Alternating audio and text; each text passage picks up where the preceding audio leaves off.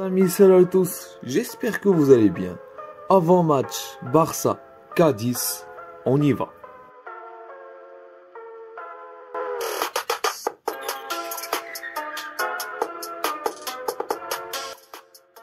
Bon, les amis, comment vous allez? Vous allez bien? Eh ouais les amis, faut enchaîner. On enchaîne avec la Liga.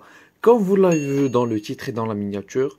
Donc les gars, faut enchaîner contre Cadiz. Faut continuer à prendre des points en Liga. C'est pas le temps de perdre des points. On sort d'un match nul contre Manchester United.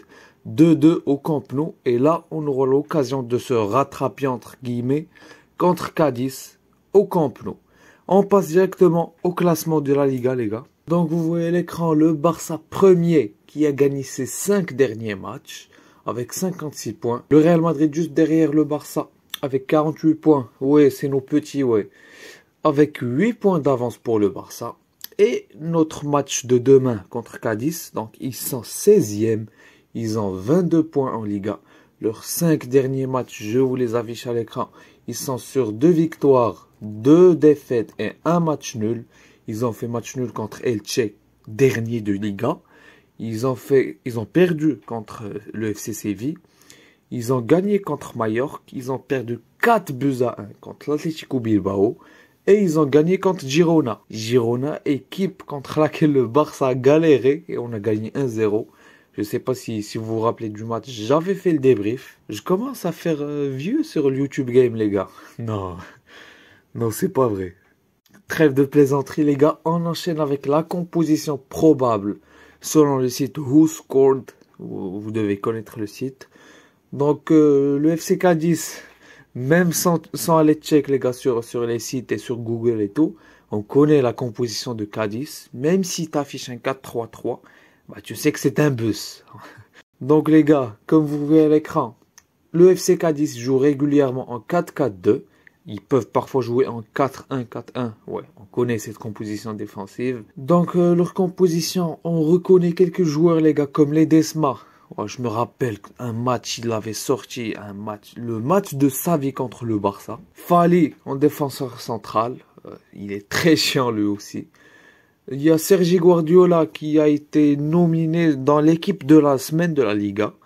Il y a aussi leur latéral droit, Carcelen, qui a aussi été nominé dans l'équipe de la semaine malgré qu'ils aient perdu contre l'Atlético Bilbao 4-1. Et ben, ils ont eu 2 joueurs dans les meilleurs joueurs de la semaine. Ils ont leur attaquant aussi, Roger Marti. Vous le connaissez, je pense. Les gars, pour résumer, ils ont une équipe très chiante et ils vont poser le bus contre le Barça. Avant d'enchaîner, les gars, avec ma composition idéale, je vous affiche à l'écran. Comme vous voyez, le Barça prévoit que Sergio Busquets s'entraîne avec l'équipe. Et si tout se déroule comme prévu, il sera disponible contre Cadiz. Donc les gars, je tourne la vidéo le samedi. On est samedi à 10h30 là. Et on n'a pas encore d'informations. Donc, je vais vous en parler juste après dans l'avant-match. On fait un petit tour des blessures. Ousmane Dembélé, il est forfait pour blessure. Il lui reste un mois de blessure ou un petit peu moins. Je pense 4 semaines, ouais, un mois. Pedri, out. Il est forfait pour 3-4 semaines. Et Ronald Araujo, qui a été suspendu. Il a pris 5 cartons rouges, donc il ne sera pas là contre Cadiz. Donc les gars, là, on a fait le tour des blessures et tout. Avant de passer au 11 idéal, disclaimer les gars. Il y en a qui seront peut-être choqués. Peut-être pas, peut-être vous allez être d'accord avec moi. Mais le 11 idéal, c'est mon 11 idéal. Je vais vous argumenter mes choix. Donc, on y va. Vous le voyez à l'écran, les gars. Ter Stegen dans les buts. Jusque-là, classique. Christensen, Koundé en charnière centrale parce que Araujo est suspendu. Je vous rappelle, les gars, qu'on joue le jeudi prochain contre Manchester à Old Trafford. Donc, le match retour. Donc, faudra se qualifier à tout prix. En latéral droit, j'ai mis Sergio Roberto. Donc, comme je vous ai dit, Araujo n'est pas là, donc Koundé ne pourra pas jouer latéral droit. Alejandro Balde à gauche, jusque-là, on est bien. Au milieu de terrain, Gavi, Frenkie et Franck Kessié. Je vous rappelle que Gavi sera suspendu. On en parlera dans l'avant-match contre Manchester, mais on n'en est pas encore là. Donc Gavi sera suspendu contre Manchester, donc Donc, quitte à le mettre ce match-là, donc il va pas jouer le jeudi prochain, donc il va se reposer de manière forcée, mais voilà, on n'y peut rien. Sur l'aile gauche, Rafinha, Lewandowski en pointe et Ansu Fati à gauche. Oui, oui, les gars, Ansu Fati à gauche. Je sais pas si je vous ai choqué ou pas. Dites-le moi en commentaire si vous êtes d'accord avec moi ou pas. On en discutera avec plaisir. Donc les gars, je vous argumente un petit peu mes choix. Sergio Roberto à droite. Pourquoi? Eh ben les gars, parce que Rafinha, quand il était à Leeds et au Brésil, c'est un ailier qui rentre vers l'intérieur. Mais ce que lui demande Xavi au Barça, c'est qu'il colle la ligne pour étirer au maximum le bloc adverse. Vous êtes d'accord avec moi jusque-là? Donc pour essayer de remédier à ça, donc il doit s'adapter au jeu du Barça. Certes, oui, le premier truc. Le deuxième truc, c'est qu'il a un latéral droit avec lui qui dédouble. Donc le latéral fera le rôle de Rafinha, chose que Dembélé peut faire tout seul. Si vous le remarquez les gars, Dembélé n'a même pas besoin de latéral droit ou bien de latéral gauche parce qu'il peut jouer aussi à gauche. Donc tout court, il n'a pas besoin de latéral parce qu'il peut faire les deux choses. Il peut rentrer intérieur et il peut prendre la ligne, donc pour étirer le bloc adverse. Et donc Rafinha sur ce match, vu que Cadiz sera bloc bas, eh bien, il pourra rentrer vers l'intérieur, faire des petits centres à Robert Lewandowski. Je vous rappelle les gars des souvenirs, un but de Lewandowski contre Valence qui était bloc bas. Et Rafinha avait fait la passe des juste comme ça. Et donc Sergio Roberto qui va prendre la ligne droite pour étirer le bloc. Donc voilà pour le petit truc. J'ai mis Ansu Fati à gauche les gars pour faire tourner un petit peu. Parce que si on fait jouer 4 milieux, bah il y a plus de milieu de terrain sur le banc. À part Pablo Torre, mais Pablo Torre actuellement il est en train de jouer avec la B. Je crois qu'il a été convoqué. Si je dis pas de bêtises. Mais donc j'ai mis Ansu Fati parce que son entrée contre Manchester United a été encourageante. Elle n'a pas été excellente. Il y a eu des petites bonnes choses, mais le bémol, les gars, je vais me répéter parce que je l'ai dit dans les précédentes vidéos.